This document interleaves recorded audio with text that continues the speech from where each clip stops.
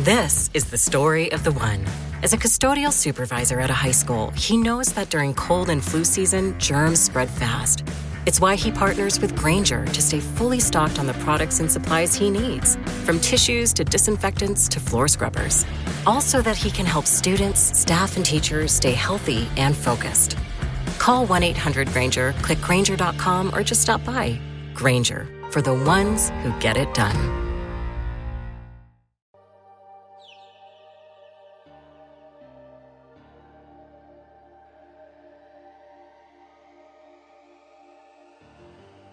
What's going on, Boulder? We got a lot of stuff to talk about. We got to dive into what's going on with this team right now, as well as what to expect going up against Wyoming here on the Prime Time for College Football podcast. Thank y'all for pulling up. I'm your boy Jay. It's a Hog Media production presented by Sleeper. We got a special guest joining us. We got David Talks Buffs. He's going to join us once again. We're going to dive into what's going on with the Buffs. So make sure you hit the like, subscribe, and notification over there on his channel as he talks Buffs all the time. But yeah, right now, man, the Buffs, things are in flux. I dropped a video earlier and we talked a little bit about just how there are some positives in the negatives that's going on here in Boulder, but we gotta keep our eye on the prize. But I think the Buffs will turn things around. There's a lot of confirmations that we desperately need from Colorado. So here it is. Let's jump right in here with our guy David Talks Buffs. Talk some ball. Before we start off, have you guys checked out the Sleeper app? Have you ever heard of it? Just know that it's not just for season-long daily fantasy. This year, millions of users are going to be able to experience the greatness that is the Sleeper app. They've got live stats, so real-time updates. You can visualize all the stats that's going on, as well as a news feed that gives you all the updates on your favorite players, as well as teams that you root for, and any players you may have, dove on when it comes to daily fantasy football. Also, a real-time chat allows you to engage with other users and everything right there in front of you. So check it out. Download the #1 sports app out today. Use our promo code PRIMETIME and you will get $100 match on your first deposit up to $100. So terms and conditions apply. See Sleeper's terms of use for details. What's good, Buffs fans? We got our guy David Talks Buff. Follow him on YouTube, David Talks Buff, as well as David Talks. Is it Broncos or... Dave Talks Broncos. There we go. It's both mascots. What I thought. We got my guy coming in. We're going to talk some Buff stuff and talk about what's going on with Colorado. So make sure to like, subscribe, and notification on both channels here on Prime Time for College Football, as well as over there, David Talks Buff. So, David, talk to me, man. Let's start off with the ugly. Man, like it's starting off 1-2. Prime, of course, went into, there's video of him talking to the team and team meetings of, I think Dabo Sweeney started off 1-2 one year and they finished the year 10-2. Is there a chance for the Buffs to finish the year on a 9-game winning streak? Oh my God, I hope so. Hey, if you're playing games, there's always a chance, right? Fair. But yeah. I'm not one for a lot of moral victories or anything like that, but you would probably want to come out of this game with Houston with a little bit more moral victories to kind of feel that way. Again, it's still early, so I'm not going to completely count us out. But I say right now, overall, I'm just disappointed, I think, right now with the lack of physicality, the lack of identity that this offense has. And really the biggest disappointment, though, I know we'll talk mainly about the offense, but, man, this defense, I thought they were going to be stronger under Coach Swayze. I thought that they were going to be faster with some of the transfers and recruits that they brought in. And right now, sadly, we allowed Connor Wigman to have the best game of his career since 2022 or 2023. But it was rough. He looked like Lamar Jackson out there against some of our linebackers, which was really difficult. The defense, I thought, is what would bring us to contention in the Big 12. And right now, they can't stop a nosebleed. Can't stop a runny nose, can't stop anything. And that's actually was the thing for me too, is I expected this defense to be the thing that carried the Buffs. But right now the defense does not look good. It cannot stop a run whatsoever. And that is not something I would have ever expected from a Robert Livingston defense. Because last year it was so good. Yes. Top 40 in just about every statistical category you could imagine that matters. And yeah, it is really, really like it's been brutal. The run defense. I mean, what can you attribute it to? Is the linebacker play just that bad? Is it the interior? What are you seeing? It's tough, man, because I felt like we got much better play last year from our linebackers compared to 23 because our defensive line was that stout. Of course, Chidozie Nwankwo was really important for the defense, but yeah, he really was. He did miss some games. Like, he did miss some games last year. And so you've had a lot of returners. I think this team has 37, 38 seniors. A lot of those guys are on defense. A lot of returning guys on that defensive line and in the edge group. So to me, I'm wondering if losing Damian Lewis, with him going back to his alma mater at Miami, if that was a subtraction or a loss of the staff that was really overlooked, because some of the guys that I was most excited about seeing play like their final year, such as Amari McNeil, like Anquin Barnes, we just have not seen our older players, our upperclassmen, really step up and take that next step in their game that I think we were all expecting. Yeah, I know. And so Prime's talking about, of course, coming up this weekend is family weekend, so it's going to be packed. A lot of people are going to be in town, and they're playing Wyoming, which Wyoming right now, I don't know if people want to hear this, but they've got a pretty good defense. Yeah. They're actually playing really good defense right now. How do you feel about the Buffs?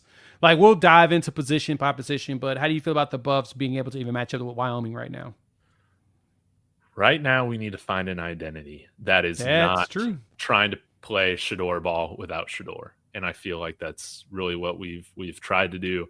We need to get more creative on first down. I was just having a discussion with my friend Rawhide on his stream about how they ran a lot on first down and they got minimal gain. And we were really fighting a lot from second and long last game. Well, we got to be more creative. I have called every week right now for a new play caller, but I think we're going to be getting Pat Shurmur.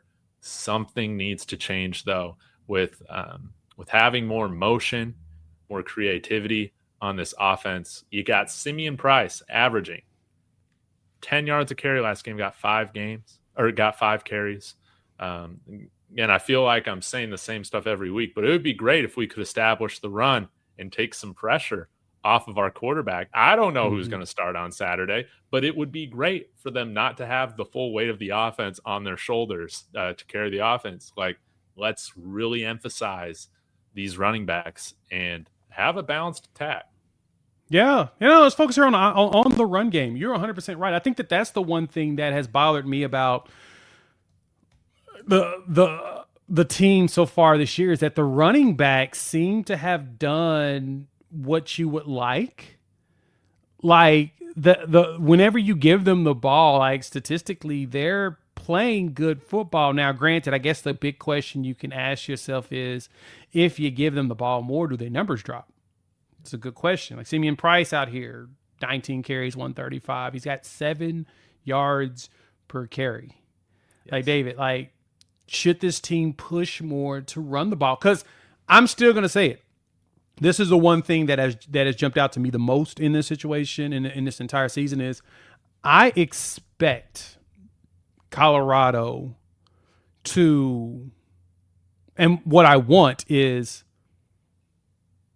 put the ball in Kaiden Salter's hands and have that man get some design runs where he looks like he's going to pass and then he scrambles out and gets the yards. He was a dual threat at Liberty. Why isn't he being used for that right now? That's the big question, I feel like, because Pat Shurmur has had Kaiden Salter in his room since January. This is a guy they targeted specifically to take over for Shedeur, and why I was so critical of even after the first game saying Pat Shermer's got to go is because you've had 9 months and it just looked like you plugged him in to the Shador offense and said, be Shador. Like, we should be playing more running style football. We should be having, this is what I was expecting, Jay, was to have more of a Liberty style Kaiden Salter centered offense where you're integrating triple option, speed option, RPO. You're doing things that he's comfortable with. And like, if we can call a game like that, I definitely want to see Kaiden Salter play. The problem is that our coaching staff so far has shown themselves to be incapable of scheming towards the strengths of their players. And I think that's why you saw that 3 quarterback competition all of a sudden spring up against Delaware. And hey, I understand it. Like, go with Ryan Staub because Pat Shermer feels like he can actually call the right offense for that type of quarterback. There's more chemistry, but I think that we just saw against Houston that there just isn't the upside that you'd be hoping for with him at quarterback. So I really don't know where we go from here because I don't think doing the same thing that we've done the first 3 games are going to lead to wins on offense. But I also, this staff has not shown that they can scheme correctly towards the strength of their players. That's the crazy part. Even at to this point, speaking of offense, and you talking about the Shador offense that it appears that Colorado is running, and I see a lot of resemblance with that. But the one thing that this offense has that Shador didn't have a lot of is time. I dropped a video earlier this morning of the PFF grades for this offensive line, and they've been highly graded so far this year. Like, the pass protection is immaculate. The run has not been that great, but you still have put up 300 yards in rushing. Yes. Like 372 yards. So the big question is, what more do you need to do to keep that going? Like, do you need to get the ball to Michael Welch more? I mean, you're averaging roughly 4 yards per carry. Do you need to get Kaiden Salter more involved in that? Because, like you said, I guess for me is, I'm wondering, is Pat Shermer discouraging Kaiden Salter from throwing the ball? I think that's where my biggest question comes in. I think a lot of this thing is mental with him. And it's something that I'm trying to parse out, like, what is going on. Because again, when I'm just looking at it with the performance that he had against Georgia Tech, I thought it was a fine performance. To go from that to we're going to have 3 quarterbacks because we don't know who our quarterback is, that's an incredibly short leash. Yeah. Especially with inexperienced players behind Kaiden Salter. And I almost feel like right now the expectation, and I don't feel like this is fair, is that the quarterback play needs to be elite. We don't have an elite quarterback on the roster right now. No. At all. And it's why it's important, why everybody keeps saying this. You gotta center around the run game. You know who could help the offensive line and the run game is having a running quarterback and running some plays that are designed to highlight that. But we saw against Georgia Tech, it just wasn't highlighted. Same against Delaware. And of course you weren't running that stuff really with Ryan Staub because he's not that type of quarterback. But kind of gave you a little bit of that against Houston. Ran it in for that touchdown. You know what? He did. That's what you wanted. That's what you want. Just scramble it. You got it. Yeah. But yeah, I'm trying to put myself in Kaiden Salter's shoes and just, it just feels like a lot of whiplash, man. Again, if you didn't believe in him and if you were going to give him one game of incredibly high expectation, like why have him running with the ones the entire offseason if he was on this short of a leash? Again, I got more questions than answers right now, Jay. I just don't. It's hard for me to make sense of this because even with poor Colorado teams, man, we knew the pecking order. We at least knew the identity that they were trying to establish. Yeah. Here it just seems very misguided or week to week at this point. Yeah, it doesn't feel like it feels so, like you said, it feels like it's a week to week setup. It's not a, it doesn't feel like the identity is missing. I guess that's just the simplest way to keep it at. It's we both feel like there is no identity when there should really be an identity, because this team should have one, especially with that. Let's transition out. I really do want to talk about this defense, David. Yes. Before we do that, shout out to our partners over there at Sleeper. Have you checked them out for daily fantasy football? If not, man, you are missing out. You can test your knowledge, your football acumen. Same thing with all of your sports acumen in there. What you do is you pick 2 or more players, pick more or less on their statistics for the game, what you predict is going to happen, and you can cash out big. Turn those game days into paydays. So check them out. Download the application, because it's more than just season-long fantasy. There's more to it.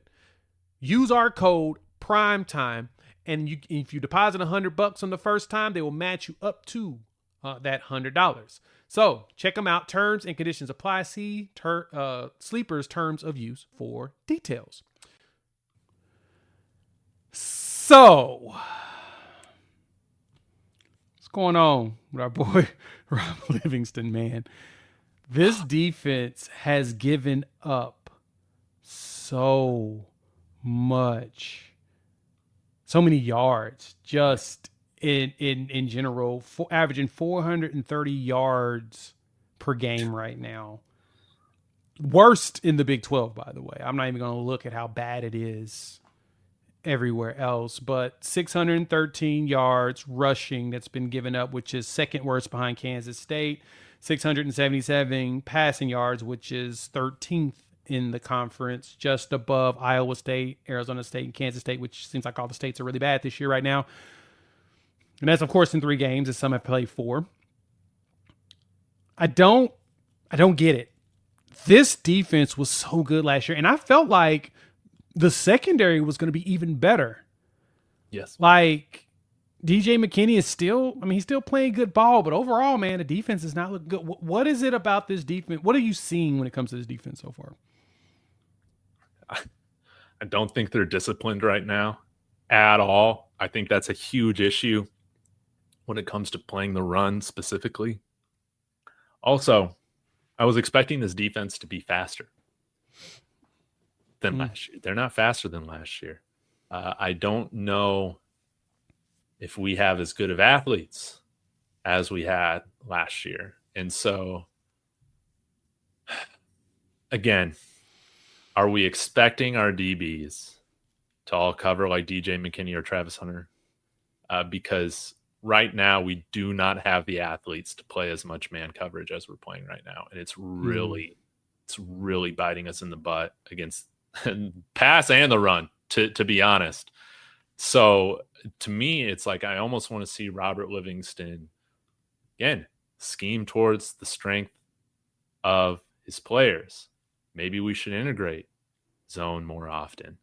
I don't know if I'll necessarily fault the linebackers too much, again, because I think the defensive line has not gotten the push and penetration that you want to see, particularly over these last 2 games. I thought we fought valiantly against Georgia Tech, although we gave up a lot of points. But when I look at it right now, I still think Georgia Tech was probably our best defensive performance. A lot of people forget we gave up 400 yards of offense essentially to Delaware, and we were just getting turnovers at the end of those drives. Like, this defense has been Swiss cheese, and at this point, you can't just continue to say, you know what, we're going to run man 80-90% of the time and expect to see better results. Got to switch things up.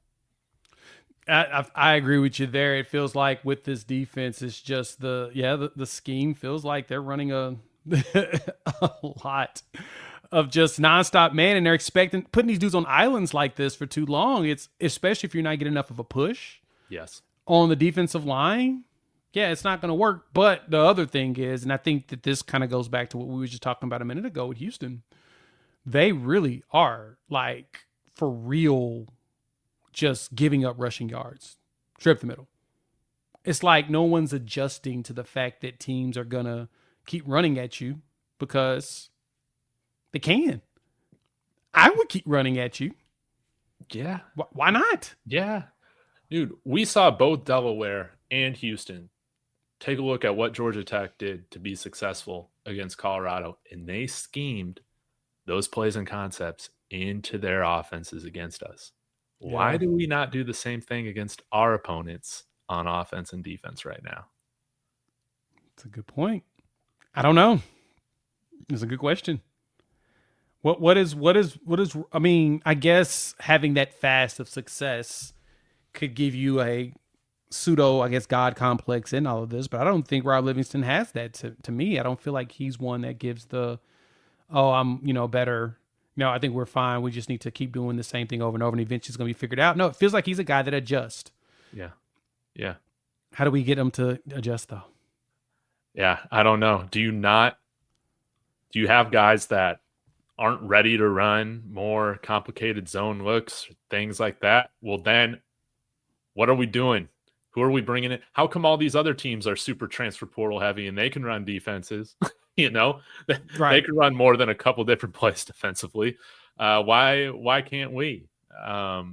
Again, I got a lot more questions than answers right now. And two, I got to say this. I know this is kind of a tangent, Jay, but you bring in Marshall Faulk. I was so pumped about this because I'm like, you don't bring in a gold jacket Hall of Fame running back to just not give their guys the ball and not establish a run. I'm shocked. I got to say, 3 weeks in, I'm shocked that we've seen that exact thing play out. I mean, I'm wondering if it's a function of how bad the run blocking has overall been. I mean, it's not grading very well by a lot of the expert eyes out there, but you still see a nice amount of burst. I mean, you 4 yards a carry average, you're getting big runs, you're getting big breaks that are leading to touchdowns. Why? I mean, I know that can be a somewhat semi-illusion, but should you keep doing that? You only get the 38-yard run from Simeon Price if you continue to pound that rock, man. It's true. Sometimes you got to be a little stubborn with that for the overall health of your offense, like moving forward. But again, with kind of this week-to-week feel right now, we get out of that very, very quickly. Then we're down, so we got to pass it. So, I'm hoping Coach Prime can right this ship. Like, I don't know if other people feel like this compared to me, but over the last 2 weeks, it's like this was as tough as that Stanford loss was a couple years ago, man. Like right now, like in terms of my disappointment with this team. And I'm really hoping that sometimes you got to reach rock bottom before you can dig yourself out. And I'm hoping Coach Prime, even though he's not going to say that he's making big adjustments to the media, he's just never going to say that. I'm hoping that this was a time to where you really look yourself in the mirror and say, am I expecting these guys to be something that they're not? Yeah. So how can we adjust? Now Prime is saying that, in practice that, the defense is showing up and they're showing up full pads and they didn't feel like we played well, so they got to work. And so they practice on Saturday, practice on Sunday, and they're putting in the effort and the work on it. But my question is, will that translate on the field? Right now, we got an offense that's ranked outside the top 100, and we have a defense that's ranked outside the top 100. So I don't really know. Yeah, that's the bad part. And I mean, so they can go out and have a good practice. You're not playing anybody good right now. Fair. I mean, it's a fair point. I do like the fact that they're out there working and they recognize that they have to be better if they are going to be successful. Period. Like that's the good thing. Mm-hmm. Is I can't knock them for the fact that that's what they're doing. They're saying, no, we're going to be better. If we're going to be good, we have to play better. And by the way we play better is to practice better. And we practice at full speed. We practice with urgency and intensity. But that still leads on to the question that we both asked. What is the identity on the offensive side of the ball, which is to me, if you can establish that, maybe that can help the defense, but the defense still has its struggles. Yeah. I want to follow up. Let's talk about this Wyoming game. Think you know ball? Think you know football? Well, put your knowledge to the test and turn that into real money here with the Sleeper app. All you got to do is pick 2 or more players, pick more or less on their statistics. Like, for example, we're looking on here for Thursday Night Football. Tua Tagovailoa is the promo at 0.5 passing yards. Of course, we're going to pick more on that one. You know, the luck of the Irish should get us that. But in that game, you can also check out all kinds of other promos. So we got Keon Coleman at 2.5 receptions. I'm going to pick more on that one. You can even look at some baseball stuff, but we're going to stick here to NFL right now. But you pick more or less on the stats. I'm going to go with Knox as less. And then once you pick that entry, boom, you are in the game. The cool part about it is if you hit in these picks, you can win up to 1,000 times your money if those picks win. So use our promo code PRIMETIME and you'll get a $100 match on your first deposit. Terms and conditions apply. See Sleeper's terms of use for details. David. Wyoming is 2-1. Yeah. They gave Utah the business. And Utah has a pretty darn good offensive line. Mm-hmm. I guess the question's going to be of what do you think the Buffs will need to show you this weekend as, let me see, as we record this today, Colorado in this game should be a pretty big spread. 13 and a half point favorite right now on most books. Mm-hmm. What do you think? Do you think the Buffs can cover this spread? I think they can, but right now until this defense shows me that they can stop anybody, I'm just going to be taking the over. I took the over last week. I'm going to be taking the over on I think it's 44.5 right now. Mm-hmm. Yeah, I need to see this team blow out a team and take care of business before I start to predict that. So I'm expecting us to go out and get this win, but it would not shock me. I think right now I would say it's probably going to be a 10-point game because, again, I don't have confidence in this defense right now. I need to see it. Even though this Wyoming offense isn't great, there's no reason Delaware should have done what they did against us, putting up 400 yards of offense. So I am expecting a win. I'm expecting us to feel better going up against BYU here in a week, even though that's going to be really, really difficult. Yep. But winning solves everything, man. We need a win. And again, I don't think we have a team that has a bad level of talent. I do not. We saw a lot of these players, particularly on defense, play very well last year, particularly on the defensive line. So I think some of this has to do with scheme. Can our coaches, and you might say, well, they can't run. They haven't been running the stuff with confidence. Well, no, it's your job as coaches to get its talent in order. I think we're leaving a lot of chips on the table, so to speak, right now. I don't think we're maximizing the output of what these guys can bring. We're a better football team, I think, than what we've shown so far. And we have the opportunity to get that right against Wyoming. I agree with you there. This is definitely one of those that this team can right the ship, I guess you could say, by starting off fast. And that's kind of what some of the players are saying. DJ McKinney said it in the presser. Mm-hmm. We need to start fast. We need to go. Taufik Bayard says that he's now 100% healthy. Good. Him and Ben feel like they're the two safeties that are really balling out. I don't know what's going on with Carter Stoudemire. It feels like he has just been... It's been a rough year for Carter, it's been rough for our guy. Yeah. I need him to get... I think he'll tighten up in time, but Prime talked about in the presser, too, about consistency at the quarterback position, leadership, and consistency. So going into this game, who do you think is going to be the starting quarterback? It's probably different than who I want. right? Yeah, of course. But I think they're going to go with Ryan Staub. I think that's, again, I have no inside information. I have no inside indication. But to me, it just seems like, hey, when you're talking about leadership, I think Staub has demonstrated that more so than Kaiden Salter has right now. Again, I don't think Ryan Staub has been held to the same standard right now as Kaiden Salter. And I am not quite ready to see Julian Lewis just yet.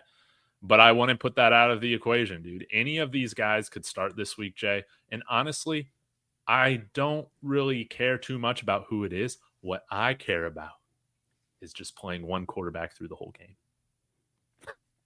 That's what I care about. Yeah, just having one guy play and let them be the one that leads the way. I have a feeling that they're going to switch back to Kaiden Salter at some point. I'm okay with that. And for me, what I liked about Ryan, and the Delaware game showed it, and honestly portions of the Houston game showed it too, he was willing to push the ball up the field. Yes. You've got Sincere Brown out there. Throw him. Joseph Williams, really good. Throw him. Hakeem Williams, as we're talking, he's transferred. Draylon Miller, Omarion Miller. You've got some really good, talented wide receivers. Push the ball up the field and hit those dudes, not only on their routes, but in stride. This team put out some really good wide receivers in the NFL draft. We need to be leveraging these big bodies. I mean, heck, get Trackhawk out there. You know, he does a really good job of going out as a running back and going to catching into the flats, across the middle, whatever.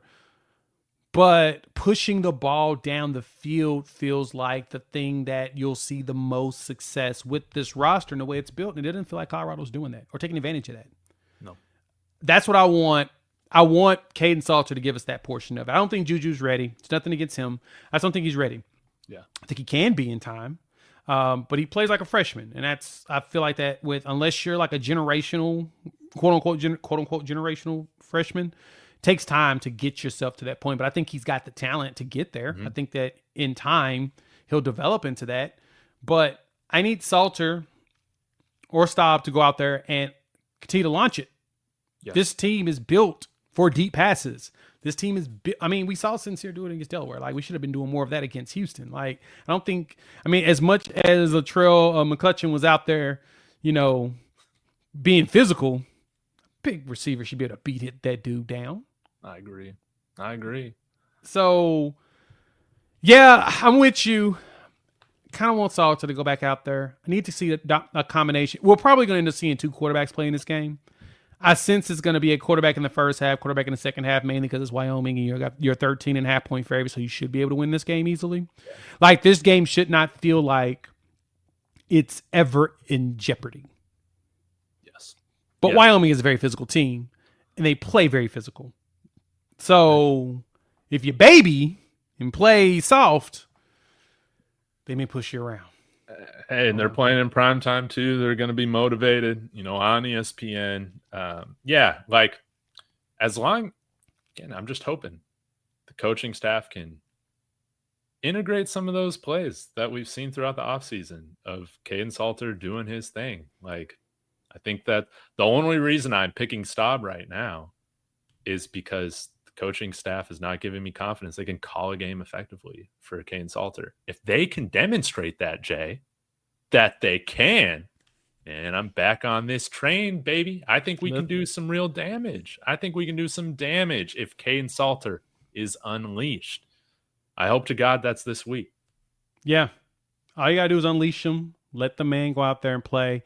I think it can happen. David, tell the people where they can find you. Yeah, David Talks Sports on TikTok, David Talks Buffs, and David Talks Broncos on YouTube.